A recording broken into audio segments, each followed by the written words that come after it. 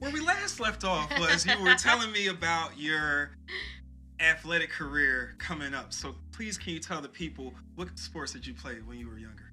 I was all over the place whenever I was younger. I was a dancer. I was on the golf team. I played softball. I coached softball. So I was always busy with that. And then shortly after graduation, I did the whole freshman year of college thing and everything. And then actually got engaged when I was 22. Mm-hmm. And so, like, kind of the sports stopped. And I did a lot of cardio at that time. I was just busy. We did long distance relationships, so I didn't really have a gym membership. I really wasn't into lifting at that time. Mm-hmm. And then whenever we got married, I was 24, and he was big into the gym too, so we would go together. And that's when I really didn't know what I was doing then. Like, I would go and be like, oh, I'm going to try this machine or try that machine. Everybody has to learn. So that's how I kind of, got introduced to everything like that. And then after we got divorced, I was at my thinnest weight. I was just really unhappy. And I was like, you know what, I need something more. Like, this cardio just isn't doing it for me anymore. And I don't even remember the first time that I was like, you know what, I want to hit the gym. I remember I was studying to be a personal trainer whenever we were still married, but to get into it for myself was right after we got separated. I think I just needed a different outlet from everything bad that was happening. So then I started going to the gym, and then I never stopped. And so I was having, 2 different gym memberships. And then while I was still working at Pamela's, I then got a job at a private gym. And then I was training clients, and that was my first training job ever. And it was actually more rewarding than I could have ever expected. I would help people here and there with advice, but then to actually have that as your job and go there at 3:45 in the morning and not come home until 9 o'clock at night and have clients all day long. It was more than just a personal training job to me. I realized it's kind of you're their best friend. You become their best friend. They confide in you. They trust in you. And because I don't know what it is about working out, but it makes you emotional. And some people, there's so many tears that come out. And I think it's because people also see the reason why they didn't want to come, and then what you're pushing them to do, and then they're realizing their own greatness. And so I think it's everything negative thought that they've had in their brain is now turning into something so positive, and they're starting to believe that they're better than that they were when they walked in the door. And I think it was also nice for them to have that outlet as well. They could trust me, talk to me about everything, and whenever they would see their results and then see how they would react, that was so rewarding for me too. So I was it just became so great. And then I finally had to leave that job and then go back to Pamela's again full time. But I would still help people here and there. And even now, I always have my phone on. People always send me a message on Instagram, you can ask me whatever you want, but do I miss training? Yes. Will I ever become a trainer again? I don't know. Okay. I realized that it was more of a hobby for me than anything. And just the one-on-one in-person training, it was very taxing. Especially having to work another job with it. I realized if it's not your full-time job, yeah, I could pay the bills, but it's very, very hard. I was hustling, I said, 4 a.m. until 9 o'clock at night. So I would enjoy doing it more just for friends and family than I would professionally, I guess. I almost became resentful towards working out because it was just I was in the gym every day, all day, every minute, every second. And then it was kind of wait, I need to work out. I don't have time to work out. I'm not sleeping. It was just it became so much so fast, especially for my first training job. So that's why I was all right, I need to breathe. I need to fall. I need to fall back into fitness. Wait, why did I get into this for myself? Right.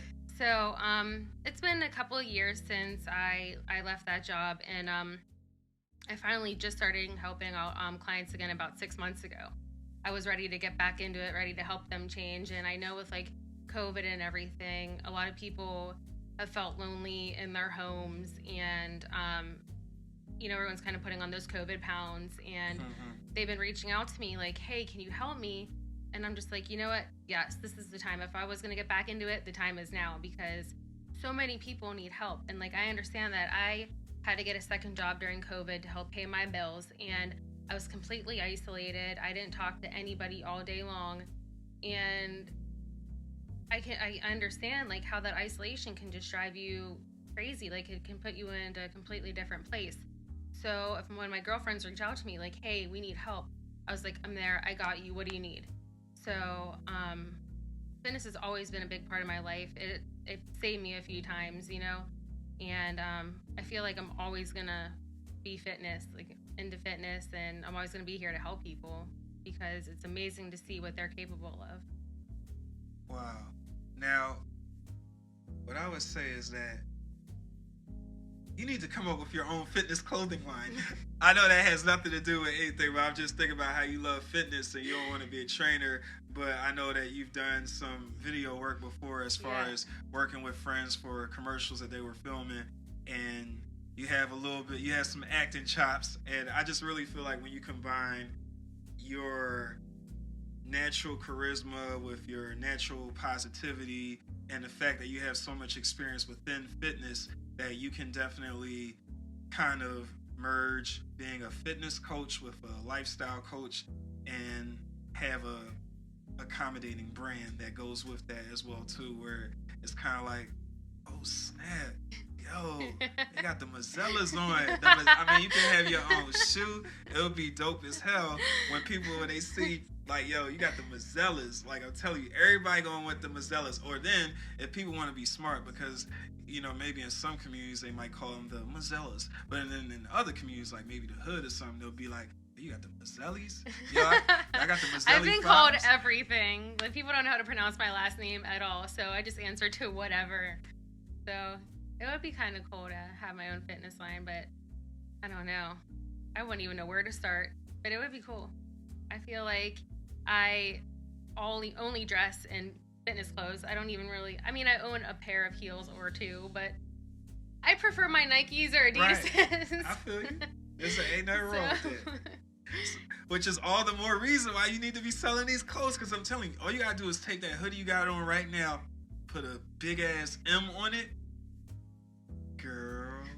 You be in there. All you gotta do is put an M on it, and then just like every morning, like just take when you do your selfie, all you have to do is just add the hoodie with the M on it, and then as soon as they see a hat with that M, they're gonna be like, what is that?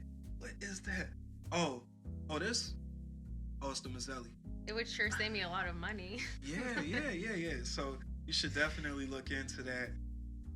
I've really enjoyed talking with you. I really think that you have a lot to offer. I appreciate how vulnerable, how real you got with your challenges, with your struggles, with your ups and your downs. And I really think that you're going somewhere really, really positive.